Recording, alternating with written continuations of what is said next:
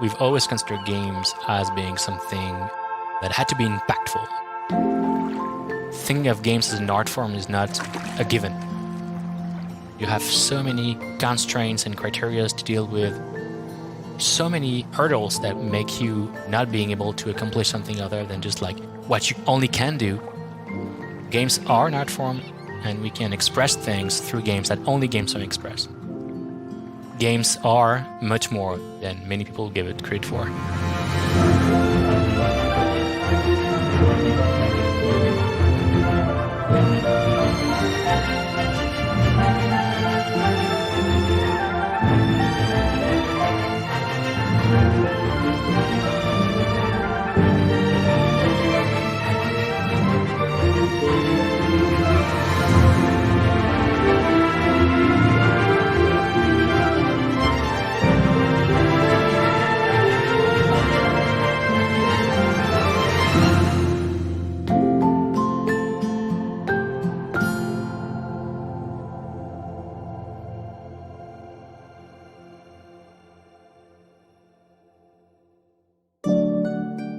The idea of death in games, it's nothing new, and it was nothing new for us. We had a first game which was about a hero's quest to the afterlife, and we had the second game where the hero just never died and would just relive the things over and over again. You could say that as a studio, we're generally death obsessed, right? The story behind Jotun kind of explores like a humanity in death in which you have to like fight to find your rightful place. Whereas in Sundered, which was the game we did afterwards, we wanted to see what it would mean to take what we did on Jotun and make it dark. Like, how dark could we get and still be able to communicate the experience of death through a side-scroller game, basically? It's a little fatalistic, I guess. Everyone on the team wants to push our own games further. They want to push their own craft further as much as possible. So looking at, Jotun to Sundered, we knew that our ambitions are kind of always growing. We knew we wanted to make a game that was more impactful and a much more narrative as well with Spiritfarer.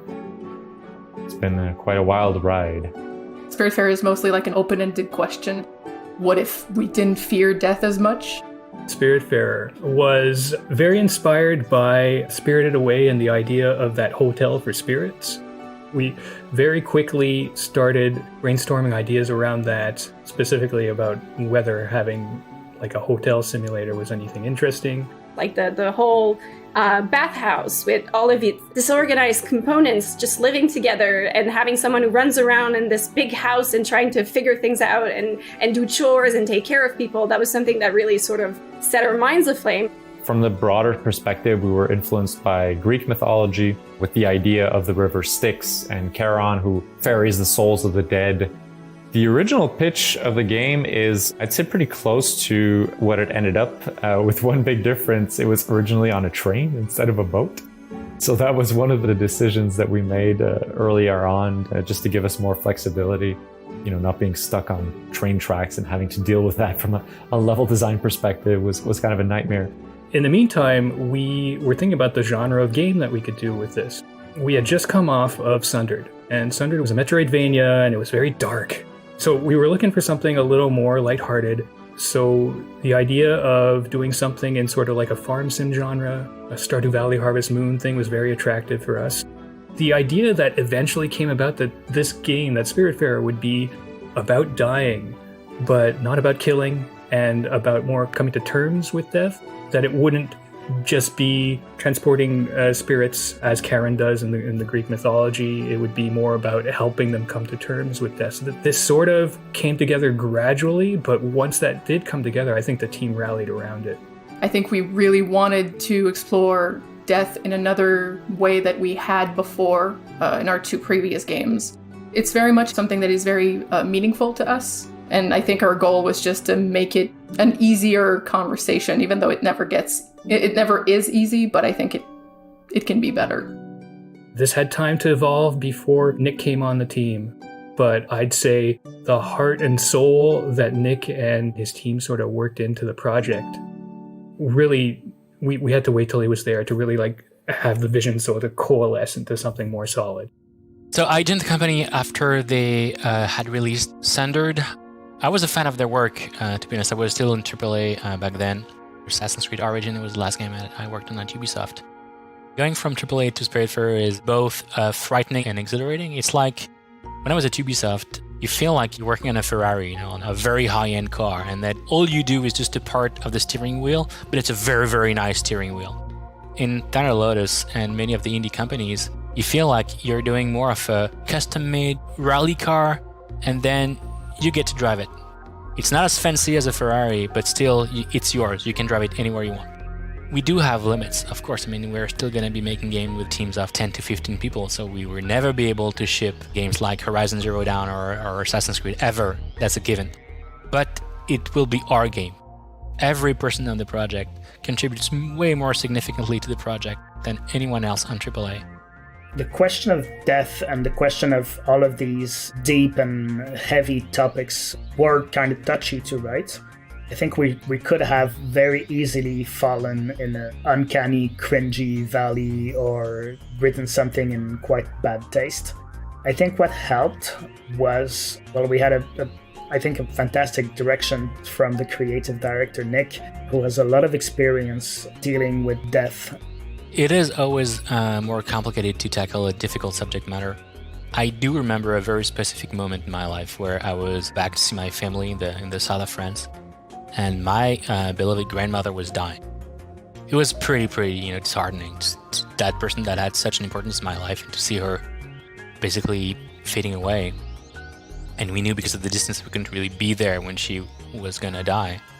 I remember talking to my wife in the car going back to where we lived, and I said, can I really live this, 10 times, 12 times in Spiritfarer? Is that, can I do this? I mean, can we? Or are people going to reject that right away? I mean, that's the first departure, the first spirit that dies. They were going to be, I mean, screw that. I don't want to play that again. It's terrible. It's it makes me cry, and I don't want to do it anymore. It just made me realize that, oh man, this is going to be tough. People who are going to play this, is going to be heavy. Writing for Spiritfarer really had me thinking about, what grief is. We often connect grief with death because it's the big one. It's the big thing, death. But when you think about grief, my own interpretation of it is that grief is a very specific type of loss. And what makes it so special is that it's a loss that's instantly recognizable as a loss you can't ever recover from. And it forces you through this painful but sometimes liberating process of kind of reinventing yourself every time. That might sound harsh and sad, but life is a series of little and small griefs. But at the same time, the game was meant to be lighthearted and to portray life as a bright thing and not be a terrible drama about people dying. There is a degree of joy that people have, and then death happens. And that's how it is. That roller coaster of emotion is exactly what life is about. I met tons of people who were in end-of-life care facilities and palliative wards in hospitals. My own brother is running a geriatric ward in south of France. Talking to someone who is dying, and that person knows she's dying, and she's got a couple of weeks ahead of her, maybe a couple of days, she doesn't really know, but she knows this is the end. Yet what she does is normal things. She still wakes up, she still brushes her teeth, go to the grocery store, buy some cereals, and fix herself a breakfast. That's what she does. She's not trying to be on the edge of a cliff, proclaiming words written by a poet from years by. It's not happen this way. It just happens in the simplest of ways, in the simplest of context, and life goes on even before life is over. It is both a pretty big deal and not a big deal at all. It's extremely weird.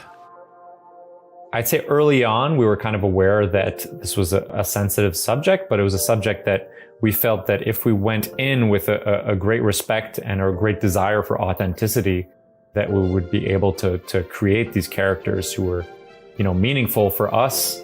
I think you can see that in the creative methodology that went around creating those characters.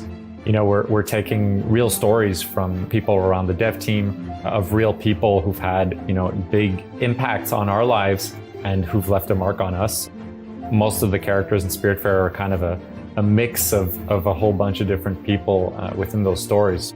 Nick sort of spearheaded that and really created a safe space for individually, like not as a team, but individual people who would want to sit down with him and just describe, like, just tell the story of these loved ones that touched them deeply. Eventually, as a team, those stories were sort of modified, but a lot of like big pieces of people's stories would be the main inspiration for some of these characters. I sent a signal to the whole team and said, look, I really want to have more personal stories. I think our characters can only be real if they're inspired by real events and real people and real persons that you had a connection with. I'd say 5 people came back to me with stories about their relatives who they thought had a pretty big impact on their lives and why and how they died and what did that mean to them, which led to extremely emotional moments, of course, as you can imagine. He was just there to listen, basically. He was there to learn about the person that had passed on, what their qualities and their flaws were, because one of their goals was to represent someone in their entirety without them being a carbon copy of that person, because obviously we just didn't want to do biographies. All the names the Pyramid creates are people who influenced us in a way, but not all of them are a spirit, and not all spirits are inspired by entirely true characters. It's a bit of a mixed bag. I talked about my grandmother earlier. She's the biggest inspiration for the character Astrid, who's Lynx. She's a bit, self-centered. It's pretty fun. She's a good example of how much a character can be inspired by one person. So basically my grandma died at the beginning of the production. And so when I talked to him about it, I was very much in the process of coming to term with my grandma's passing. Me sharing that eventually became the character of Alice. She's not my grandma, but she does represent something that was inherent to my grandma and to maybe all the women in my family, which is to say this sort of like willingness to erase yourself for the well-being of someone else. So yeah, there was something extremely cathartic about getting to play a game where I could see this person who touched my life. I got to draw Alice's house. That was also kind of cathartic because it's heavily based on my grandma's house. The color scheme is her living room. Like the wardrobes and all those things, the hats, it's all inspired by her love of clothes and fashion. And in a way, I feel like I got closer to my grandma through making this game. I really hope that I did her justice. Most of the characters that are inspired by real-life people have a bunch of other things mixed in. They're not representations of them, but they're inspired by our feelings towards them. A good example being Gustav, the old German art curator, being very partly inspired by my own great-grandmother, which was a sculptor. Gustav was one of the first spirit houses that I ended up sort of working on. We sat down and he ended up like sort of going through what kind of, the whole life of his great grandmother and what kind of person she was. And I could tell that she had such a deep and profound love for like visual communication and art. And it's like, okay, well, I have to do justice to that person now. I have to get across that this person had a passion for design and aesthetic through my own use of the medium, right? And that's extremely cool. But the character is also inspired by my own relationship to art. And it's kind of me poking fun at myself for what I might have told at some parties at some point in my life when I didn't know better. All the other team members, they contributed pretty big time on the project. From whoever you are, you still have something to contribute. That's what makes Spiritfarer even more personal, because to some degree, many of the characters you see in the game are inspired by fathers, uncles, mothers, grandmothers, brothers, friends. It's us there,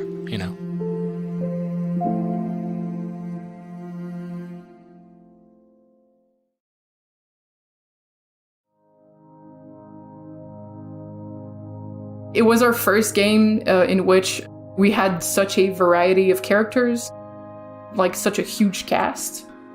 The design of the spirits were not all done after we had like the whole personality figured out. A lot of them were actually done before Nicholas joined us. So we kind of had a list of different like characters, and we're like, how would this one like fit this character? I would say that all of them ended up happily matching the personality. Gwen ended up being someone that was very proud. Her design was done first, but we made it so that she was a very proud character, and that also represented the person she was based on. To us, it was extremely important to make it feel not just through like the dialogue and the interaction and the gameplay, but also through the visuals that this person was a whole person. Joe gave me Atul's house to sort of finish up. I took that house and I added like, you know, the big shelf with stuff in it and like the little frame with his like union friend and tools. That was such a fun thing to do because I was like, okay, who is Atul? He's the bon vivant, as we say in French, right? He's very Epicurean, but also he cares for his fellow man. He used to be a union leader. It's just like the kind of little things that you get to insert in the houses of your spirit. And that's just as much like character development than the quests themselves. Spiritfarer's style was kind of a huge journey for us because we had done Jotun and then Sundered, but we were in a very dark place in terms of theme, in terms of mood. It took me a lot of iteration. I went through like a comic book style-ish to something more like gritty, and then we were like, no, we need to like make people feel comforted in talking about death because death is such a scary topic.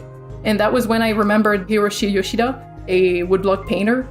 I remember like all of his pieces bringing me serenity, and it made me want to visit the place that he painted, kind of like showing them to me through his eyes, which was really fun. The serenity of the landscape and the desire to explore was really something we wanted to communicate through Spiritfarer because we knew we were going to deal with a heavy subject. So we needed to kind of balance it out with something that was wonderful, that would keep you wanting to experience more. Because if we just throw sad death after sad death without ever like recompensing like the players, they're not going to stick around. All the very early tests, I guess, for style all included the ship. It initially included seasons also, but that ended up being way too heavy and impossible to do because it would require essentially 4 different versions of the same level per level. Yeah, the ship was something that we figured out very early, and figuring out how the buildings stack up on each other. That was, I would say, essential to figuring out what the style would look like, because that was literally what you would be seeing, I would say, at least 80% of the time. I think like one of the ways that I found to make it cozy was to bring back the texture of paper, because that's kind of what the style is based on, like woodblock painting, watercolors and stuff like that. That feeling of nostalgia, that paper, that kind of material that feels homey, that feels good. And the colors are never, like there's no true black in the game because we thought it was too much contrast. It's always like dark grays, dark blues, dark reds. It's about like balancing the colors and what people feel about those colors. Pastels are very comforting and easy on the eyes, but we also used contrast to our advantage. Like in Mickey and Bruce's house, it's all about like big and loud and contrast and reds and whites and very like blingy, but that is meant to represent their character. Max, the person who wrote Bruce and Mickey, I remember when I was assigned their houses, he came to me and he was like, okay, listen, these dudes, just huge douche. Like, think McMansion, Jersey Shore, some gaudy New Jersey mansion. And I was like, I got you. I know where I'm going with this. Also, fun fact, the statues inside their house initially had little nipples, but we had to take them off. They told us, yeah, you only have to take away the nipples on the lady statues. And I was like, well, that's ridiculous. I'm taking both nipples. Nobody gets nipples. We had to make the world of Spiritfarer a place where living felt nice, right? It was a pleasant place to inhabit, but it couldn't be like too joyful because it's also a place where sadness can live and where the player can experience those negative feelings. If you go overboard, you kind of look like you're mocking the people who are feeling grief. And that's definitely not what we wanted to do. So I think a lot of it actually comes through, yes, the art that helps like the player feel comforted as soon as they get in without even having to do anything. But a lot of it goes through also gameplay, because the gameplay will not let you fail. And it will always kind of cradle you and be like, you'll be okay. Like, it's all right. You can try again. There's no problem. Everyone was asking the question when we had the pitch, which is, okay, that sounds interesting, but how do you actually play this? What is it that you do in the game? One of the very first things I did when I joined the project was to draw the game on a board. I had the boat, I had encounters on the boat, I had you going on islands to basically recruit people, find them, bring them back on the boat, to do something with them that we didn't really know back then would be. And then at some point you get to bring them to some place, and that's where they leave the boat. That was the general loop of the game. And mixed in this was the concept of light farm simulation, basically. Tending to crops, watering plants, planting seeds, having a light management aspect of things growing up and expanding. This weird project of a management platformer with narrative elements. A lot of things were still kind of murky, like the scale of the narrative elements of the game were very ill-defined. The biggest thing that changed actually was that the spirits were not the one who mattered. You had a crew and you forged relations with the crew members, but the spirits are nameless, faceless. A bit like what you saw in Spirited Away, was one of the big inspirations. So in Spirited Away, you have that scene where you see ghost spirits getting out of the boat to enter the bathhouse. So there was those things that I changed pretty early on because I wanted to explore the relationship with people who were deceased and not you doing that as a job and you didn't care about who they were. Also, the idea of events and platforming around the ship and platforming on islands. It wasn't that much of a given that Spiritfarer would be a platformer, but considering that we had a very nice character that moved really well, having some platforming elements felt right for the game. The platforming is really fun. It feels really great, and I was surprised by how great it felt. But then what do we do with that? We could have done a platformer management game, but that's not what we wanted to do. We wanted a more narrative-driven game. And then when you do that, you kind of have to dial down the platforming and the difficulty and the challenges. In the end product, there's almost no part of Spiritfarer where the platforming really is challenging, and it doesn't matter. The platforming is fun, it feels good, it enhances the experience in a kind of accessory way. And then every concept of caring relationship, so understanding spirits' moods, hugging them. We had to make a specific animation for each of those hugging animation, for each of the hugging feature. So the concept of kindness was, slowly appearing in Spiritfarer more and more and more and more. You care for people, you care for things, you care for your crops. Anyway, I think Spiritfarer is long, probably very much longer than we anticipated as well. But that's in huge part due to the farm sim aspect. The time you need to explore places, to transform resources, to gather resources. I think the mundane aspect of things and the chores aspect is kind of how farm sims handle things. When you play Stardew Valley or Harvest Moon or even to a degree Animal Crossing, you do have to repeat the same things over again. It puts you in a position of repetition that is comforting in a way. But the mundaneness of it is also, contrasted by the whimsy of the world. Like the world is really conceptually complicated. You do encounter weird creatures and you have fantastical events. So the coziness comes from the fact that everything you see, and even to a degree everything you can do, is quite relatable. But then the outcome of it could be fantastical. It's so many disparate elements that can be arranged in so many different ways. One of the most complex and scary part of this balancing process was that the core of the game is one of management. That's the core gameplay loop. You accumulate resources and you spend them to progress through the story. The core content of the game is the narrative content. So even if we had a whole loop, if we didn't work at all on the narrative element, you don't write a single line of dialogue. Well, you don't have any rewards to give, because the rewards of the management loop is narrative content. Spiritfarer is not a game for everyone. And to a degree, there are some moments that many players can feel are a bit of a drag, a bit long, the loops take time to kick in. In a way, the fact that the chores are kind of repetitive is the point. Some players are bored, and I get it, but if you take the time to accept this, then you go into a state that is much more an acceptance to the message. It required a lot of fine-tuning afterwards, but we were really relieved when we realized that, the game worked. The concepts, the wager worked.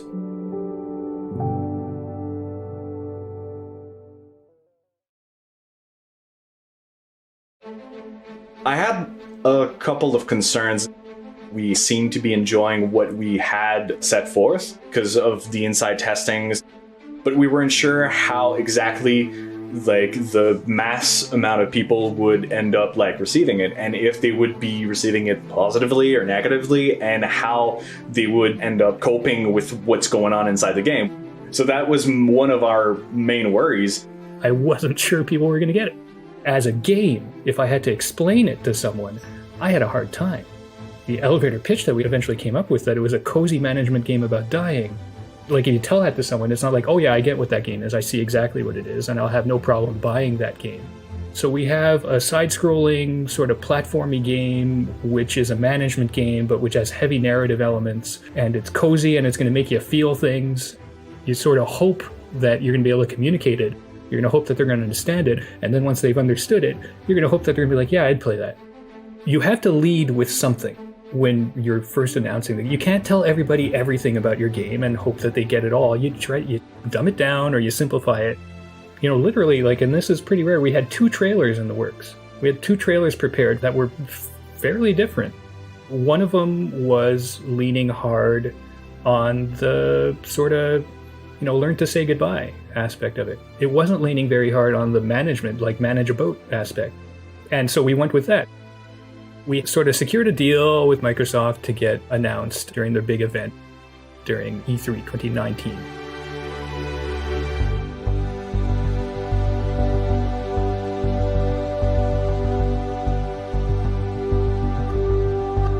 E3 was a pretty special moment for us. We were extremely lucky to be selected by Microsoft IDA to be there on the big stage right after Keanu Reeves. It even became a meme, the fact that someone shouted at Keanu Reeves on stage for Cyberpunk 2077. This is really going to be breathtaking. You're breathtaking! It was like, what the hell is happening? It's just completely crazy. There was Keanu Reeves on stage with us, and then a minute later, bam, Spiritfarer. And we didn't know. Microsoft didn't tell us when. It was meant to be contrasting, and they did their job pretty well. I was floored. It was something that is beyond words of, it's hard to describe the feeling you get when you see the game that no one knew about, that you've been working on for years, happening there at that moment. It was extremely crazy. Wait, what is that game? Yeah, it was super cool to see Keanu, but there was this game. What is that game? And we were that game. It was really awesome. It just blew up overnight to a certain extent, and we doubled and then tripled and quadrupled the amount of players that I was interacting with on a daily basis. So it kind of just blew my mind. And then when we ended up going to demonstrate our games and people actually had it in their hands, we had some people actually reflecting on what was going on in their lives and explaining to us on the show floor, this actually touched me quite a bit because of XYZ. And that's when it kind of clicked in my mind, oh, we actually have something that everyone can, to a certain extent, relate to. So another person came up to play the game, and this was, I guess within the first dozen people outside of the studio that had actually played the demo of the game. And this person playing our demo was legitimately brought to tears by it. My immediate reaction was being taken aback that in this sort of crowded space of a bunch of strangers in this sort of neon lit with lasers sort of space, we were literally next to Doom Eternal. There were 4 screens of Doom Eternal and then us. And this person just sort of sits down and plays 15 minutes of our demo and is brought to tears by it. I just found it beautiful. It's very corporate and it's very public. So usually people have their guard up when they go in to play your games, and you expect that. You don't expect a 100% impression, because people are more comfortable at home and they will be more at ease to let themselves experience stuff. But that actually I think that's when I went oh, okay. We gotta work hard. Okay, let's go back. we gotta make sure that we do this right. Everything about that was surreal. And, to be clear, not everybody, nobody else who played the demo that day cried, but one person did. And it's this is why you're in gaming. You want to like have a legitimate like experience and sort of share that experience with other people. Long after I've departed this industry or whatever, that'll probably stay with me. I guess we had a constant sort of barometer of how people might be connecting to our project throughout the as soon as we announced it and up to launch, because we constituted a solid community around this that just grew over time. The main focus of how we wanted to engage with the community is like, okay, we're gonna have a mailing list, and instead of having like that boring mailing list where you just sort of send out like, here's a new GIF or whatever, it was more like, okay, so here's a little about the game. Now you respond to this, and we'll have a conversation. Invariably, compared to what you would have on a Twitter or Discord or whatever, it's like people would treat this a little more like you're being pen pals, right? So you have individuals in the community just reaching out as a response to like a fairly low emotion newsletter with like a very emotionally raw sort of message, right? People really got attached quickly to these characters, and people were just sharing those intimate stories. Everyone was really grateful that we were creating this game, and they learned a lot through their own loss and their own grief. And some that didn't even ever saw grief in their life were really grateful, knowing that at some point someone in their life might eventually pass on. There's like an immense privilege of working on a game where people feel that vulnerable. And not only that, they're going to open up to what is basically a stranger and say like, okay, I feel safe enough with you to describe, here's the pain I'm going through. And if ever it gets heavy, obviously we encourage people to seek professional help and that sort of stuff. But some of it is just like, I just need to get this off my chest. The dev team was sort of being a little vulnerable about putting this out in the world and putting so much of themselves into it. So to have that reflected in the player and have the players sort of reach out and say like, yeah, same, very powerful for all of us. At that point, it was just a huge sigh of relief that initial vision was kind of, correct. You're going to connect to the spirits. You're going to feel something when they leave, when you bring them to the Everdoor. At that point, I was like, okay, yeah, this is going to work. But then followed kind of the craziest 7 months of the game's production. Worldwide this morning, growing concern over a growing health crisis. The coronavirus forcing millions more Americans into virtual lockdown. 12 new countries have reported their first cases. The number of people affected by the virus around the globe keeps climbing. We are marshaling the full power of the federal government and the private sector to protect the American people. This is a potentially very serious public health threat. This is a constantly changing situation. I must give the people a very simple instruction. You must stay at home.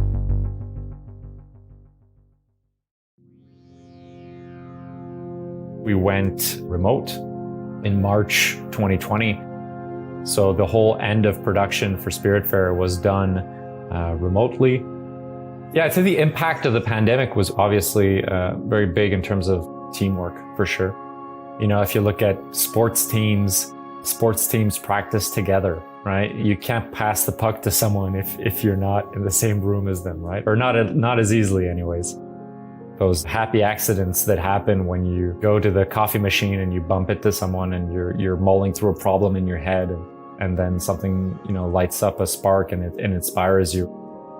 It depends also though on where you're at in production. Anyways, in our experience and from what we've seen over the last year is that, if you're, super focused on shipping the game and you unfortunately have to do some overtime, well, doing that at home was way better actually, because, you're cutting down on travel time. You're less worried about certain things. You're already in that focus to ship the game. And then that focus helps. I'd say one thing that I've been talking to over the last year now is that just how lucky we are to be making games. How lucky we are to be a technology-driven business, because for us going remote, we were already using Discord, we're already using all these communications and all that. I think everyone would have preferred not to have been in this situation, obviously.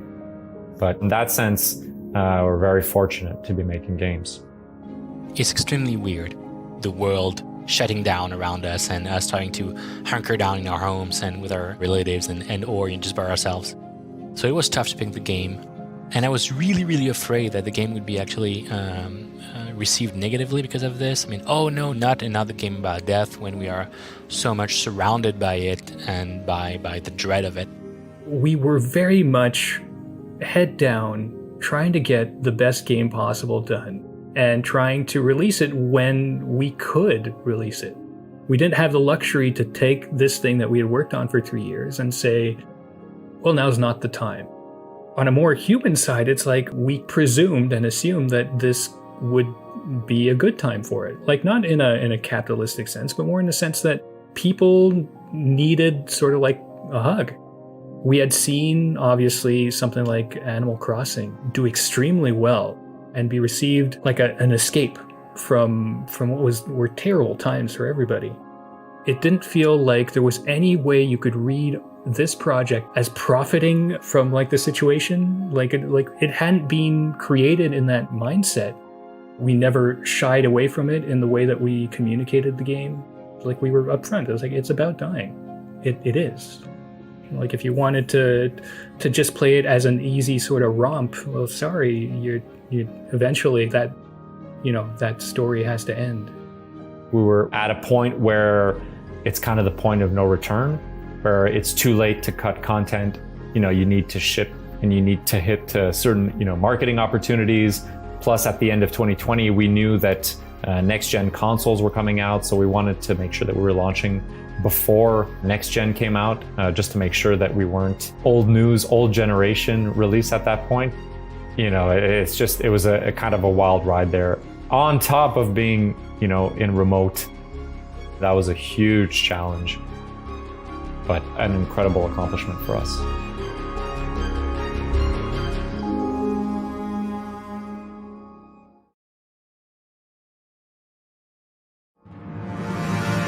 Spiritfarer has so much richness and depth. Spiritfarer, simply put, is one of my favorite indie games. It's a good game that becomes great over time. I think it's fantastic, and I recommend it to literally anyone. Tons of very, very flattering reviews, and I was floored by the amount of praise we got. We've received so many letters from people, telling us, thank you for what you did. And yet I feel like I didn't do anything for them. I was just like telling stories of people dying. I didn't have that intent of being a lesson at all. We had a lot of letters coming in, and I would say, I think I cried at every one of them. So many of them were just so genuine and so thankful and so happy they had found something they resonated with and a topic that is hard and often you're not very encouraged to talk about. I don't know, to be able to touch so many people is something that I never thought would happen, I guess, not in this way. I guess that's what I was hoping for, right? I don't know if it surprised me so much as it made me happy, right? It was like, we really were hoping to provide the catharsis and also like this feeling that someone else gets it, that someone else has been through it and you're not the only one. I think what scared us the most was that it would come across as like generic platitudes, like the kind of things that you would find in a "I'm sorry for your loss" greeting card or something. It was important to us to feel like it was authentic and that it came from a real place. One of the most touching letters we received was a letter from a nurse in the US, and she was basically writing to us that she had given up hope on her work, which is a very, very tough work. Being a nurse is an incredibly ungrateful job. It's really hard. And she played Spiritfarer, and thanks to the game, she took back her mantle of being a nurse. I thought it was really cool to read. Completely not expected. I mean, you don't expect when you make a game to have people expressing such a strong impact in their own daily lives and who they are. Many people wrote to us because they found like through the game they could, in a way, say goodbye to that weird lion character they don't know, and mimicking that to the feeling they had of not being able to say goodbye to their grandfather who passed away because of COVID. For a lot of people, they would like relate to a specific character that would remind them of a loved one that they had lost. We have an elderly character, Alice the Hedgehog, that struggles with dementia at the end there, and it's pretty heavy, but a lot of people have experienced something similar. There was this one woman, I think from what I remember, she had been through a cancer herself, and Summer's story really resonated with her. She felt like the game really captured what it's like to battle a disease that is so all-encompassing and how terrifying it is. She sent us a really, really touching letter, and she told us at the end, "Loa, I think if I was a spirit, I would be this bear, right? A little bit like mangled, but still there, resilient." A lot of their subject matters were really just directed to the void. As in, they never really expected a message from my end. It's really just being thankful that we were able to create such a project that dealt with such topics so that they could grow themselves as well as reminisce as to what was going on in their life. We were a good ear to listen to what happened in their lives and the stories they wanted to share. So it just went hand in hand perfectly. One of the difficult parts of the feedback was around Gustav's quest, which admittedly was kind of rushed at some point. I think I did a bad job of really framing the character and explaining well his feelings toward his own disabilities. When I wrote up about his disabilities, I took a lot of inspiration from my own experiences with epilepsy. And then some very smart person kind of called us out on Twitter in a way that initially I felt was kind of unfair to us. But then I cooled down a bit and realized, I didn't act with as much respect as I thought I had. I kind of got too self-absorbed. And I've hurt someone. I have this responsibility as a creator to acknowledge the pain that I deal with others as well. Because, I can connect with others with pain, but I can also hurt them. I'm really happy with how, as a studio, we handled that. We made some public acknowledgement of the problems in Spiritfarer's writing. We apologized publicly. And we went straight ahead to writing a new version that would be able to more respectfully express what I was trying to express. We do have a blind spot there. We don't know what the disabled community thinks, and we shouldn't think for them. We had this very cool cooperation with an organization called Able Gamers. I've learned a lot about how people feel, how the disabled community feels towards disability, but also towards ability and towards the prejudice that they suffer. It was kind of painful to admit that I've hurt someone, but all in all, it was a great experience, and I'm happy to have went through it. As much for the dev team as for, very vocally some of our fans, it did help. It did help to be encouraged to think about these people and think about what has been lost and what was, I guess, retained. There were many, many ways of people taking this game, right? A lot of people were like, this is tough. This is making me cry, sort of thing. To be honest, some people just turned it off, which is totally cool. There was something, kind of beautiful about people who proudly proclaims that they've been brought to tears by a game. It seemed like a net positive for everybody, and those who didn't agree were just like, yeah, this isn't for me, or no, this is too real, or I'm not ready. There is probably something about the game that says that it's okay. It's okay. If you don't want to go on this adventure, that's fine. The first day of E3, Elsey came, so he sat down, and we had a speech with it because the game was barely playable by itself. We had to explain what it was about, and because we were playing a tiny fraction of it that wasn't really representative of what the whole game was about. And then he sat down and he didn't say anything. So I came back to him and said, "You want me to explain?" And he just barely looked at me and said, "No." Fine, okay, sure, so you play the game. But he played for a very long time. He played the whole demo. He didn't say anything living. Many people are very, polite at E3 at very least. The developers out there, you're not gonna, hey, dude, your game sucks. They don't say that to anyone. So you just sit up, stand up, and you say, "Thank you very much for your time. It was nothing to play," and then you live in real life and go test something else. So he didn't say anything, not one word. He just stood up and left. I was like, oh my god, what? I think he hated the game. Who was that guy? And then someone told me, yeah, I think that's Ben Croshaw. It's like, what, really? Elsey? Yeah. Like, wow. Yeah, okay, that makes total sense. Honestly, when you're him and when you've been that honest, bluntly honest with people for that many years, I don't think you go to E3, wearing your Elsey badge, because many developers will look sideways at you. You know, he don't want to be punched in the face by some, dev who's been working their ass off for years. So I was expecting his review, and when he said things that were exactly what we wanted the people to feel. And of course, that lovely house you built for Dennis the Slug stands empty on your boat for the rest of the game, and by the end your ship is struggling to stay afloat under the weight of countless two-story tombstones, just as our souls are burdened with the memories of times past, both good and bad, until the day we let it go. Metaphors! It was such an awesome review. I mean, because you expect so little of it, you think, okay, he's gonna see all the problems, and there are many problems to me in the game. I can tell you that not one developer who ships the game thinks their game is perfect, not one. We all see only problems, from bugs to things we could have done better, from things we had to cut down because of time, from things we had to change because it couldn't fit. Anyway, we only see an ocean of problems. And yet he saw in the game something that we really hope people would saw. Oh, and it was awesome. It was honestly the best review. In this numb, unsympathetic world, anything that makes me feel something is worth celebrating. That's why I don't take the price tags off my underpants. We make video games, right? That's what we do. We're not curing cancer. We're not doing that. But for me, it's really important, that our games have a little bit of a positive impact on a lot of people. And that's really the goal.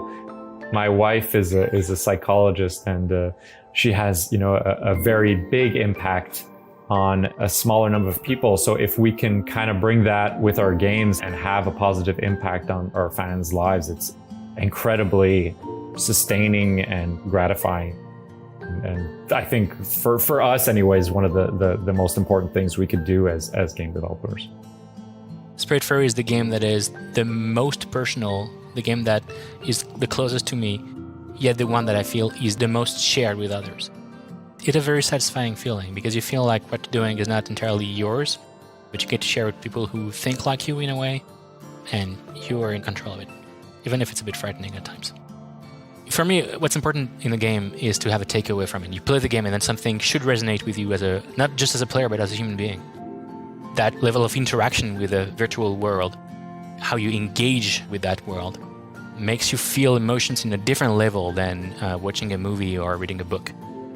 What we try to do at the company and what we try to do in the studio is to make something that really counts. And from Jotun to Sunder to Spiritfarer, you get to see that line. So whatever we do next, it will still be exactly this. It will still be a game that players can take away something from it. Player can think of the experience they had and reflect upon something. Games are an art form, and we can express things through games that only games can express. Games are something much more than many people give it credit for.